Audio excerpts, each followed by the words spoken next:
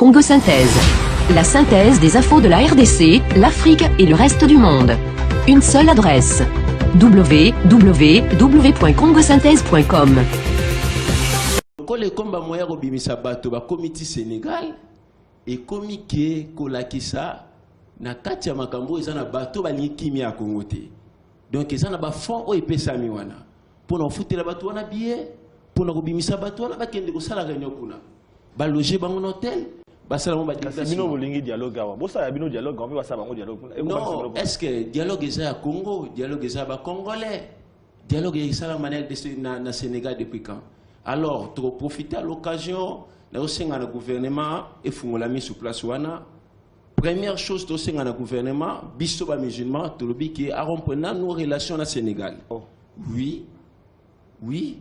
Tu as caché tes biso colonel biso tu lingi kimia. Kaka pour opposant baké. Et ça faut que des bande quoi majorité na baké. Ba opposant baké et zali pour la sécurité à mboka na biso. J'ai bien dit pour la sécurité, la sûreté à Congo. Pour na kimia ba congolais ba opposant ba sangana na Fatimati ndeko yo kenda kuna te nani yo kenda réunion opposition na Fatimati na lobby ko kenda réunion te mais yo kenda ko couvrir ba mo na lobby te ko yo kenda réunion tant ba salaka ba kutana kawa Congo eza munene mon frère ami hein to lukaki ni no sepelité ne bana ba kutana kuna eza esengote tozali na ba information bato yo bazali ko landela ba information mukili ba bi comment mukili komi ko fonctionner comment ba dégâts et salami comment ba réseau malfaiteur et créé na mukili pona ko sala insécurité na mukili biso ba musulman tozali na kati na ngote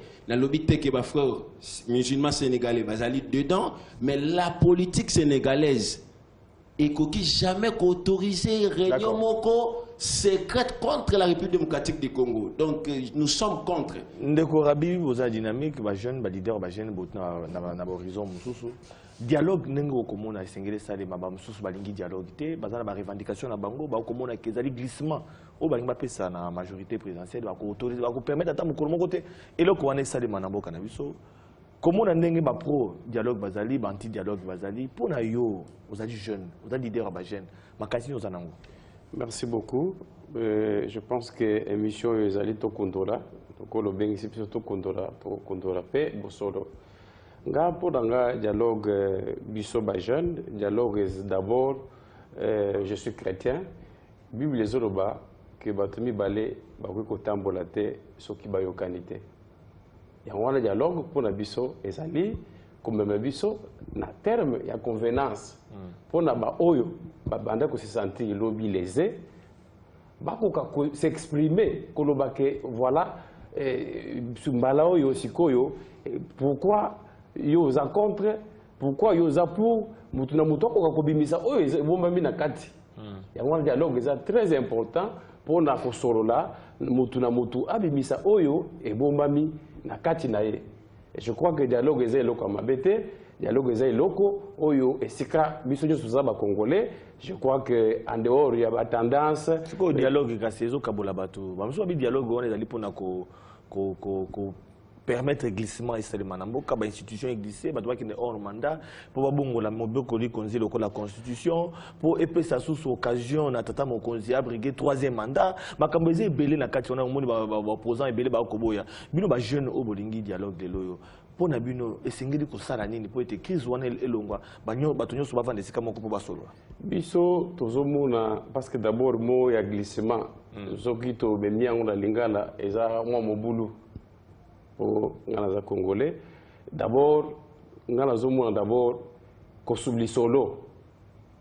D'abord, l'isolo. Parce que tu peux anticiper, imaginaire. D'abord, l'isolo. Natao tozanango, to solo li. Pour lobby, moko lo bate que te, ngana tikalaki, voilà, ngana na tondite, voilà, ngaboite. C'est pour cela que le dialogue est très important pour la créer bon unité on entre biso pour tout développer. Donc, on a vu en tant que leader, ma solo nano liboso, ata prolongation ezali, ata glissement ezali, bandeko so ba. Moi na mboka Billy Kambale, vous allez leader il y a jeunesse, il y a UNC, na ngambo ya opposition, oki bandeko no ba leader pe il y a association, il y a parti politique, vous allez sikamoko, alingi ba jeune beau réfléchir, beau tikano ba politique. Ba raisonner na bango, vous appelez la politique c'est vrai, mais jeunesse à lobby, disons avenir à lobby à Congo za maboko na bino ba jeune de botali wana. Baninga balingi était ba jeune nyonso bakota na masolo, ba solo là pour na Italie Congo. Vous appelez leader ya ba jeune. Bien que vous allez responsable d'un parti politique, il y a UNC, interfédéral adjoint, vous avez quand même la titre monnaie dans parti, mais en tant que jeune, on a un clivage politique. Combien de solo les amabé? D'abord, moi, je suis contre le concept de jeune, toxique, politicien, tout ça, donc ça c'est pas normal. Mais c'est tout ça, intellectuel, tout ça, élite à Mbo Canabiso. Il faut réfléchir comment Mbo Canabiso, l'élo, est don béni de Dieu. De transformer en l'élo comme un enfer sur terre. La première réflexion est que ça ne dépend pas que tous à la jeune, tous à la vieille ou bien tous à... Il faut que d'abord tous à la élite. La deuxième chose, ils sont perdus. Parce que tout simplement, ils ont la difficulté à comprendre c'est quoi une république. Une république, ce sont les institutions. Et les institutions, ils ont la mission, il y a qu'à résoudre les problèmes, il y a la population. Alors si les institutions échouent, messieurs, il va démissionner. Il ne faut pas que nous problème dans ces cas, il faut qu'il y ait un dialogue. Non! Il y a ce qu'on appelle la redevabilité en démocratie. Ce qui est incapable de gérer Mboka. Non, va démissionner pour que les autres prennent de la place. Non, non, non. Il ne faut pas détourner attention à la population. Les lots, puisqu'il faut quand même que je place un mot. Sénégal là. C'est grave. Vous êtes habitué à l'opposition, il y a ghetto. C'est-à-dire vous avez des gens où la télévision, ils crient, et puis à la fin, il n'y a rien. Mais maintenant, vous avez des gens, puisque réponse, je crois que je recommandé un livre à Augustin Katumba Mwake, comme ma vérité. Na page 169, Katumba Mwake Alobakilini. Vital Kamerhe était l'homme le plus introduit dans les milieux internationaux. Sa parfaite maîtrise des circuits internationaux nous ont permis de gagner beaucoup de batailles, surtout à Sun City. Et son talent d'orateur nous a permis d'engranger beaucoup de victoires, y compris les élections de 2006. Il était en avance sur tout le monde, y compris moi-même. Ça, c'est Katumba Mwake qui l'a dit.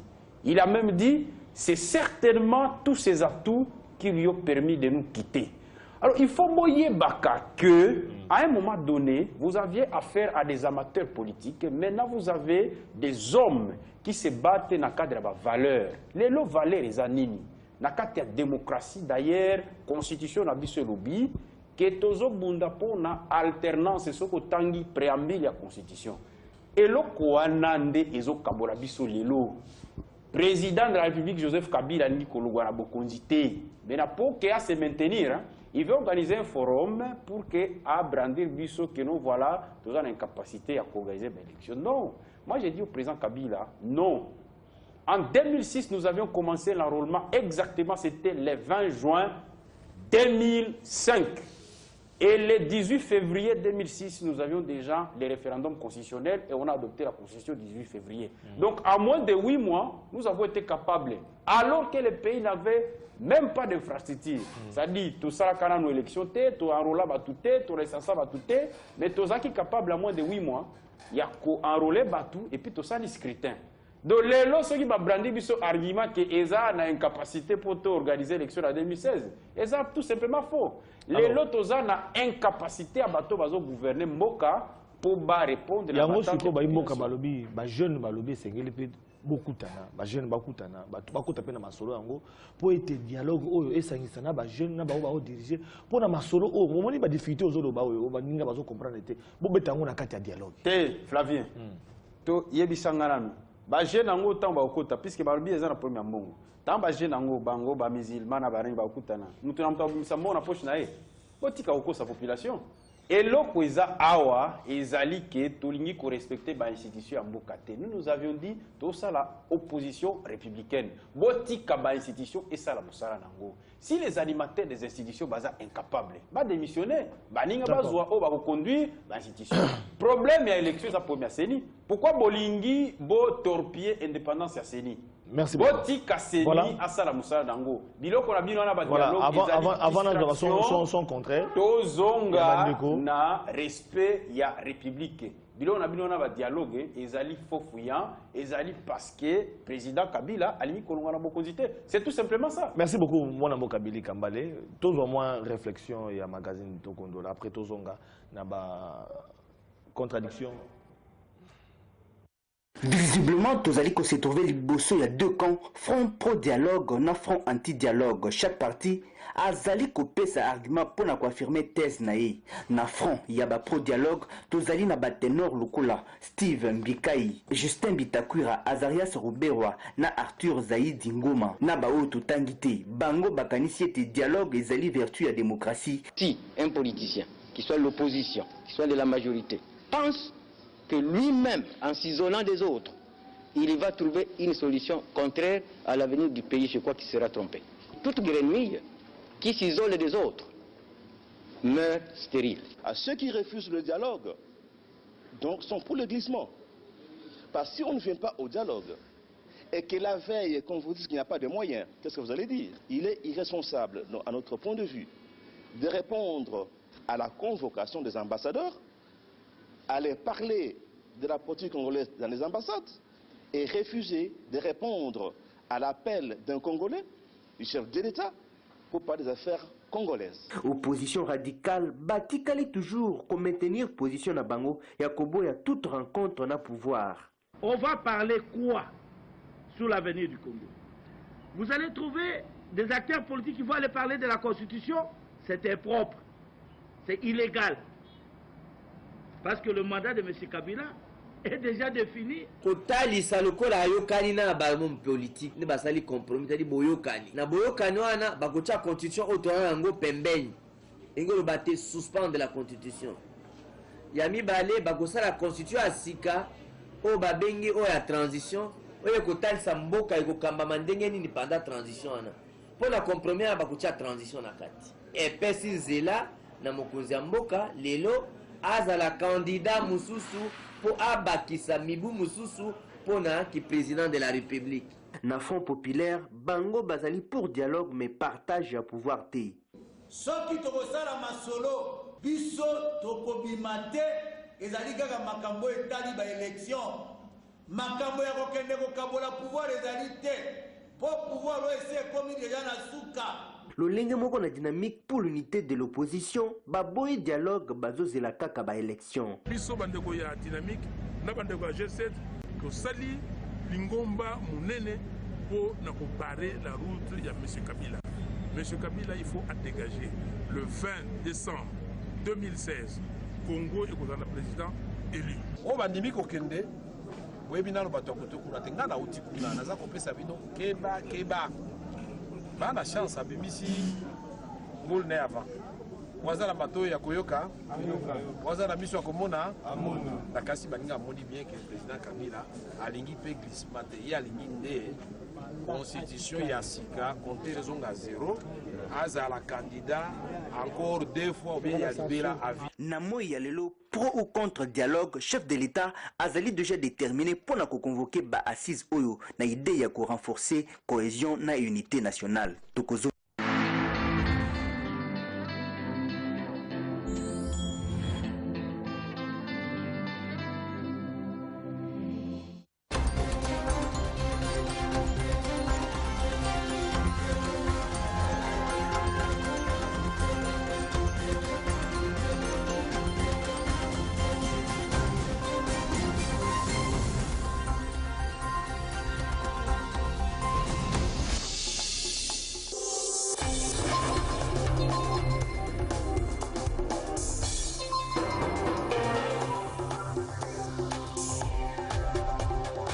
C'est confirmé, quelques opposants congolais se sont réunis à Dakar. pour Kinshasa, cette réunion tend à renverser les institutions démocratiquement élues. Félix Tshisekedi, Vital Kamerhe, Franck Diongo, Martin Fayulu, Gilbert Kakoma et d'autres sont effectivement invités du mouvement citoyen. La réunion avait été discrètement organisée sur l'île des Gorées. Le gouvernement congolais a ouvertement condamné l'attitude du Sénégal, pays hôte de cette réunion. Le Sénégal s'est excusé pour les désagréments causés dans les relations entre les deux pays. UDPS, de Comté, a également condamné toute initiative non démocratique.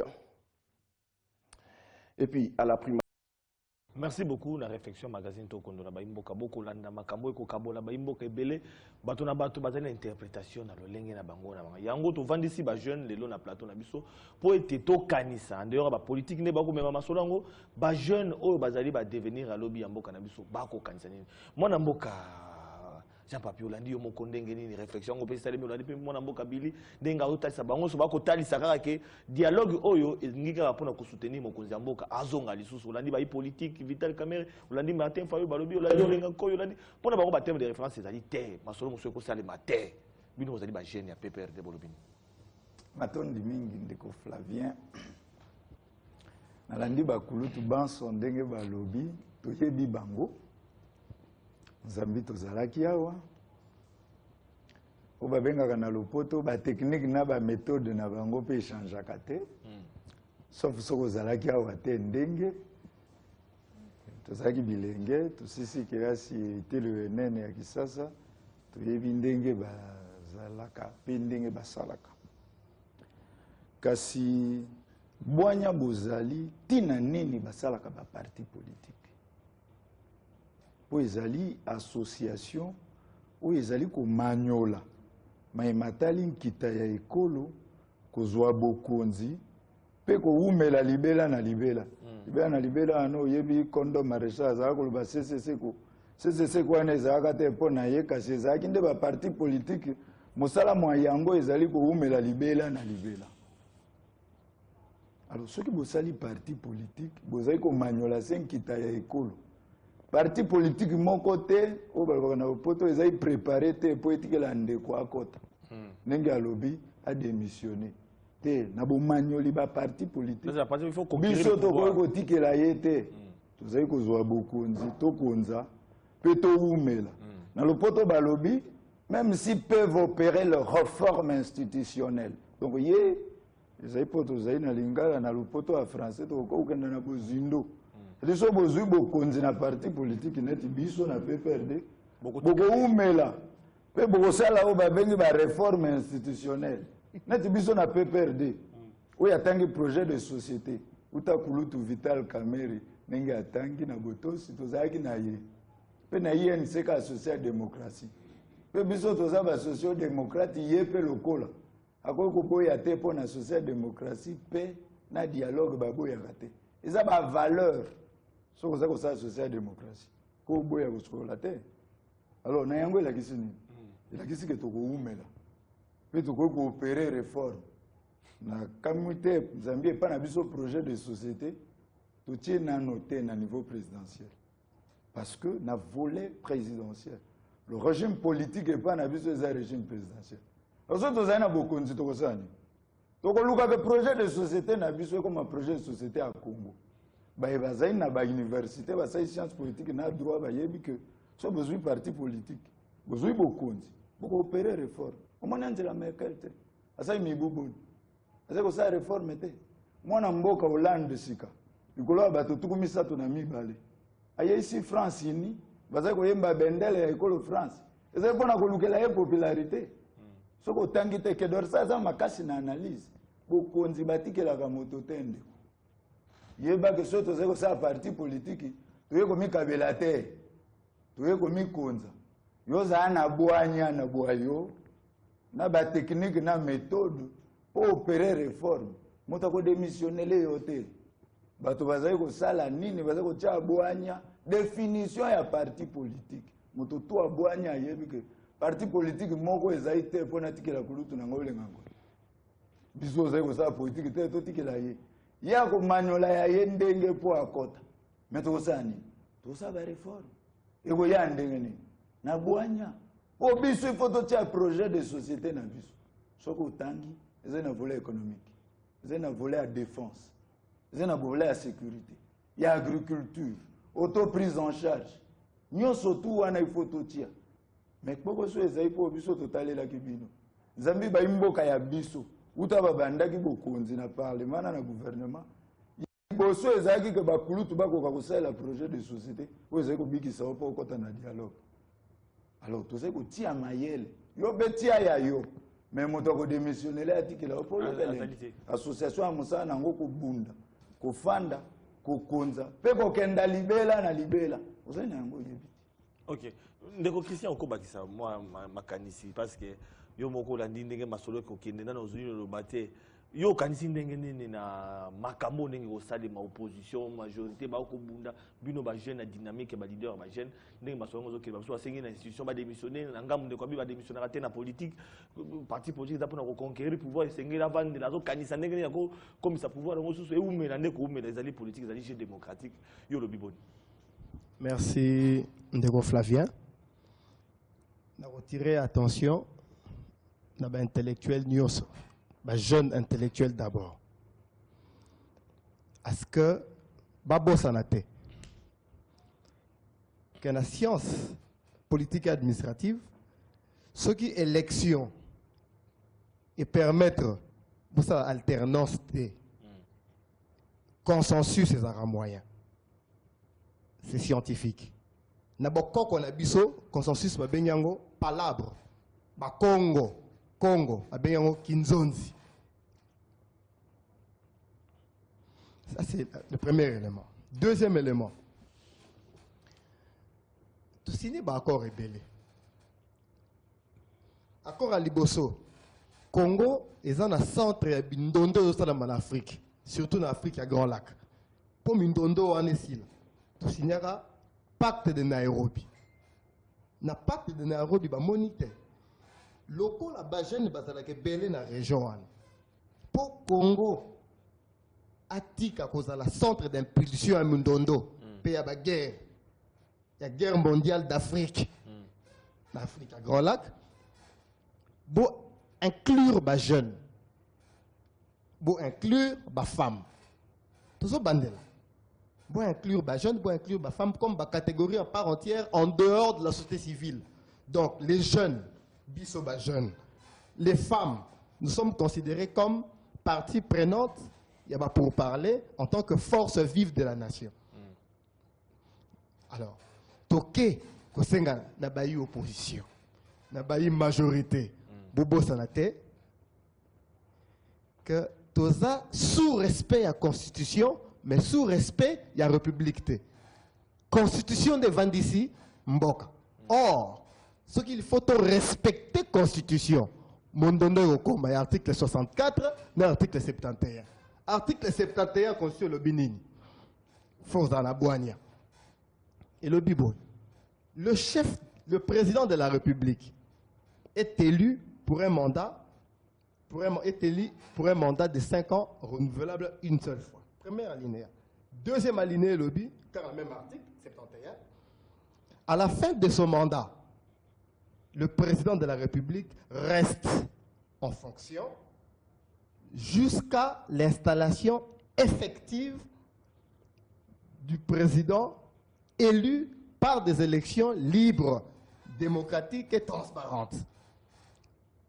Donc, s'il te plaît, Ndeko Flavien.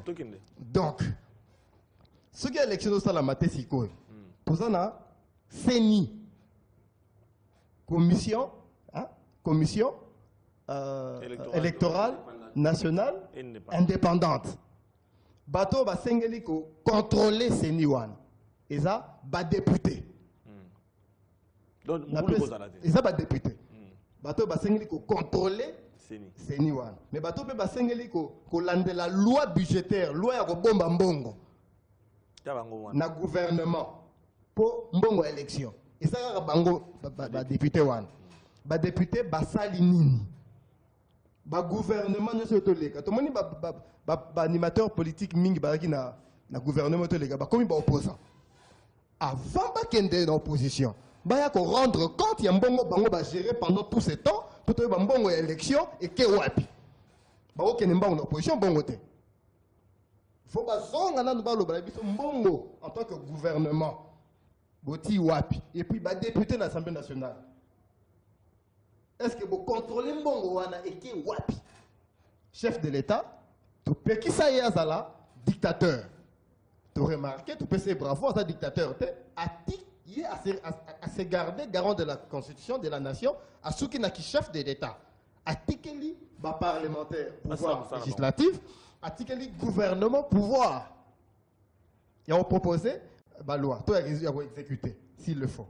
Basali Nini. Donc, responsabilité dans le niveau de l'institution. Donc, pour considérer l'élo, que chef de l'État, tout le monde a un malam. Un mandat, il est sous mandat, et puis il y a élection salama. Et salamate. Dans le respect à la Constitution, ce que l'élection est salamité, nous comptons l'ongouaté. Alors, au lieu de démissionner. À quoi il démissionner? Démissionner. Pour démissionner, est-ce que c'est constitutionnel? Et que vous respecter la Constitution. Et si quelqu'un n'est pas commis que ceux qui chef de l'État, à l'élection, il faut démissionner. Yango wana. Ndeko Flavien, s'il te plaît. Yango wana, dialogue est plus que important, indispensable. Dialogue il faut qu'il y ait une solution à consensus. Voilà, voilà, ndeko nangambo mosusu pour le dialogue. Orandi ndeko bakisi kuna komona ndenge na niveau ya politique ba imboka ba kondongwa ngambo majorité ngambo opposition bolandi ba opposant peu radicaux baza déterminer ba boyi na bango kota masolo yango. Yo lobi bo. Kuna ngai ndeko Flavien na todi botondi na mutuna na yo. Kasi na lobi boye. Biso tozali na lingomba oyo ezali ko luka kimia oyo tobengi dynamique de jeunes leaders congolais pour la paix. Mutu azali na droit ya kokanisa ndenge alingi ya kosala oyo alingi. Kasi toyeba eloko moko. Tozali na eloko oyo tobengi intérêt oyo tobengi dénominateur commun. Oyo tobengi eloko ya biso batu nyonso ba congolais.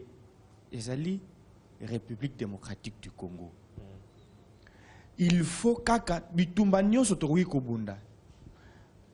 Ba oyo bazali na majorité, ba oyo bazali na opposition, na biso ba tozali na société civile. Bitumba nyonso ezali kaka pona intérêt ya peuple congolais, intérêt ya République démocratique du Congo. Kasi pona maye oyo tozali komona, bandeko bauti na majorité, balungwe bakei opposition. Bandeko bazali na opposition, ndambu balobi dialogue ezali malamu. Bamususu balobi dialogue te. Bamususu dialogue kasi makambo ya kokabola pouvoir te. Nyonso wana ngai nakomi kobanga kutu koloba. Po est-ce que wana ezali déjà dialogue avant dialogue? To babengisi biso to ya to solola pona ekolo na biso. Ndeko Flavien kanisa malamu. 2006 élection ya liboso bandanga ina botama na mboka na biso. To voter. Sima ko voter mindondo. 2011 ndenge batu bakufi ebele. 2011 ndenge moko. Batu bakufi ebele. Mais nazo insister eloko moko ba o bakufi mingi wana bazali ba jeune. Ba jeune ba bilenge, ba jeune. Po bangonde bazali dynamique, bangonde ba telemaka pona ko tambola pona ko la instrumentaliser na ba politique. Na 2016 élection il faut ezala. Mokonzi mboka amoni que poto koma tozongela ba erreur wana te batu bakufa. Boya tosolola nanu. Tosolola pona ekolo. Totika kotangisa makila. Bamususu bakomi déjà kopesa ba idée. Ndeko ngai dialogue soki tolobaka ngo na lopoto. Tokoki ko comprendre que en réalité le sujet du dialogue n'est pas la solution du dialogue. Le dialogue en soi voudrait que ceux qui y participent puissent user de leur intelligence, donner leurs arguments par une dialectique et aboutir à une solution. Aucune partie prenante à un dialogue ne peut se dire c'est moi qui ai la solution. Aucune partie n'a la solution, c'est plutôt des solutions concertées ou sinon négocier et discuter librement. Nakanisi, soki tokoki ko batela kimia ya mboka na biso. Alors, nanga mokuna maman peut-être ko placer mot par rapport à circonstances au kabola bayi politique les lois comme on a ndenge ba koyo kanate on landi yo moko même na ba propos recueillis auto na kisibino na bande ko abo comme on a bayi mboka o bazali ba jeune leader mais ba na parti politique to ba omi balé bino ba société civile to na ngambo opposition to na ngambo ya majorité bolandi ba ngombi balende ba ko ndong ba mapé ba jeune c'est comme bande comme sous ba maman bolobini ne pona ko pesa to comme na soka fa monsieur. Merci Ndeko Flavien. Je viens parler, je représente au fait les jeunes dames. Nous voulons la paix dans le pays. Vraiment, Tolingi Kimia. Et vraiment, malgré opposition, parti PPRD, UDPS, UNC, vraiment tout ce que nous on veut, c'est que Tokutana Bissonion sort. Dialogue. Oui, c'est le dialogue. Dialogue. Oui, le dialogue pour qu'on puisse se retrouver aussi. Oui. Olani de Kwabikuna, les alliés démocratiques, bakabaka pouvoir te ndeko aza na mwa confusion muke. Nazobisa que na politique au yotanga, il y a ce qu'on appelle le système politique, il y a ce qu'on appelle les modes d'accès au pouvoir. Et ça définit dans la constitution. Babite que yoko diriger comme on veut, non. Les règles sont définies dans la constitution. Tolobi soko koki ko kambate démissionner, ngi ko lobate tikela baninga. Tia mutoyo akokoka. Ndeko kuna lobi que article Zolobakeno, les chefs de l'État laissent à la place quand il y a une nouvelle élection. Messieurs, constitution kakao yo tangi, tangango bien.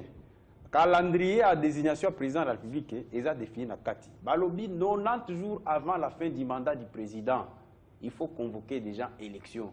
Des balobi. De Koko Sabatouté. Et puis, dans Zoïb Sarabaninga, oh, il y a lobby que nous, Baliba Tagisamakila, la population. Messieurs, qui a les armes? Opposition Zakanamindu Kite? Opposition te manifestaka pacifiquement. Et ça, bateau, Banamindu Kinde, Batiraka Silbiso, opposition. Yango tolobi botika kokosa peuple congolais. Mama yo mutolingi dialogue. Yebisa Ndeko Kabila atika bokonzi. Il y a un temps pour tout. Répondre il y a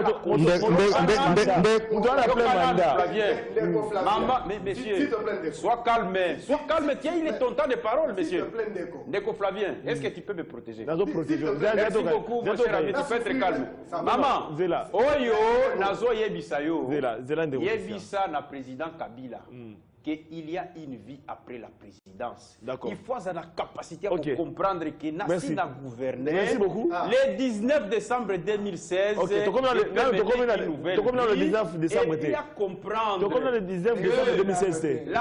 64 de la Constitution et Zoloba que Batunion Sobalini Kokuzwa pouvoir procureur Aboy Maramati 64.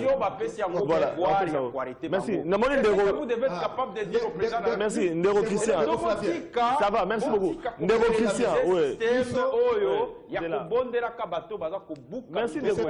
Voilà. On a la position, il y a opposition. Voilà. Oui, mais c'est civil. S'il vous plaît, Ndeko Flavien. C'est le peuple qui est le souverain primaire. Ça veut dire pouvoir et ça, il y a peuple. Biso Awatoza, leader Banda 2003. Banda Tozara Balamike na ba université, Tilelo. Tosolora Tilelo na ba base. Toza na ba base. En dehors de parti politique na biso. Tout na jeune nyos na cité, na quartier, na ba quartier nyos. Tout ni jeune. Au lingi mamba élection, abiso mam na bilo pa pamba wan. Abiso soki ngala su cop. Soki salaire nanga. Ils ont su pouvoir d'achat. Mam na politique est tali bisoté. Yango biso te proposer na mokonza mboka sikoyo à nommer ba leader des jeunes ya solo au bakoza un impact na communauté de sorte que na un an ou ali boso to tike na ya mandat. tout bon la makambo belé Flavien, continuer suite mais c'est clair bon la politique est profession internet politique merci beaucoup j'ai compris voilà merci Flavien au moni commande débat et je l'axe et que politique et comme une attention makasi oyo biso lwa bakambi ecclesia bakambi ya bandimi omoni bandeko ndenge bapotani awa il faut bazwa lisusu terrain d'attente ba kopotana boye ndeko prochain terrain za comité préparatoire okende na bakaye de charge na biso na comité préparatoire mais oui oyo mibale sur l'axe attention mais oui bandeko ya ye opposition bandeko ya majorité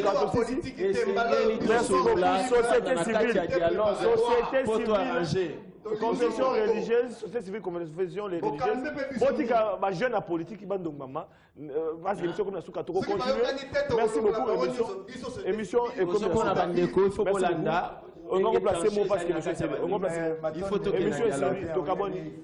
Moi mboka za na bwanya mingi kasi yebi ke toyebisa baimboka bandeko banso bakumu baleki biso na yo basala mosala ya mbula matari ke maye matali masanga ma politique iloko nini bai politique balukaka makeseni na maye bato banso bazali kokanisa biso na yo tozali koluka na maye politique kokonza pe koumela kosala ba réforme na etikali sanza motoba bokoki kosala réforme ezali oyo ozali kovize na ngai tia masini mayo pe na bandeko baye bazali na bwanya baye banso etoyebisa baimboka tobongisa ekolo ya biso. Voilà. Merci beaucoup. Merci beaucoup. Émission Nabiso et Sukiwana. Émission Nabiso et Sidwana na banzi to continuer to aussi ça ba jeune. Merci beaucoup Nabino Baimbo Kabonandaki. Émission to kondola spéciale o to sangisa ki ba jeune lelo, to ba jeune o ba to ba parti politique, to ba jeune o ba tina ba société civile. Bilo mo bolandi ba force vive bango so ba mso ba lingi dialogue te, ezali démocratie. Ezaki asengo biso pona kuta na bino pokwa lelo to kuta lelo na masoa sika. TV zongi linga te 50 ndebo linga. To pesa parce que bon là c'est que moi ma gêne et habitu mais comment yeah